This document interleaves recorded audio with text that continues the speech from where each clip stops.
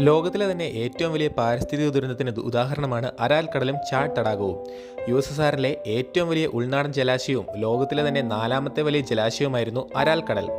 Aral കടലിലെ വിപുലമായ ജലസമ്പത്ത് ഉസ്ബെക്കിസ്ഥാനിലെയും തുർക്ക്മെനിസ്ഥാനിലെയും പരുത്തി കൃഷിക്ക് ഉപയോഗിച്ച് കാർഷികോൽപാദനം വർദ്ധിപ്പിക്കുവാൻ ജോസഫ് സ്റ്റാലിന്റെ ഭരണകാലത്ത് USSR തീരുമാനമെടുത്തതോടെയാണ് അരാൽ കടലിന്റെ കഷ്ടകാലം ആരംഭിച്ചത്. ജലസേചനം ആരംഭിച്ച് 12 തികയും മുൻപേ ജലസമ്പത്തിന്റെ 83% അരാൽ കടലിന് നഷ്ടപ്പെട്ടു. മൊത്തം വിസ്തൃതിയുടെ 58% കുറയുകയും ചെയ്തു.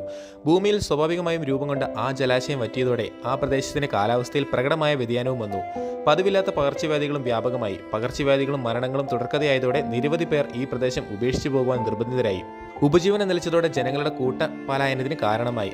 വ്യക്തമായ ദിശാബോധമില്ലാതെ മനുഷ്യൻ ഭൂമിയിലെ ജലത്തിന് അമിതമായി ചൂഷണം ചെയ്തപ്പോൾ ലോകത്തിന് നഷ്ടമായത് വലിയൊരു ജലാശയവും ആ ജലാശയവുമായി പൊരുത്തപ്പെട്ട് ജീവിച്ചിരുന്ന മനുഷ്യരുടെ ജീവിതങ്ങളുമാണ്. ലോകത്തിലെ ഏറ്റവും വലിയ പാരിസ്ഥിതിക ദുരന്തങ്ങളിൽ ഒന്നായാണ് അരാൽ കടലിന്റെ നാശത്തെ ലോകം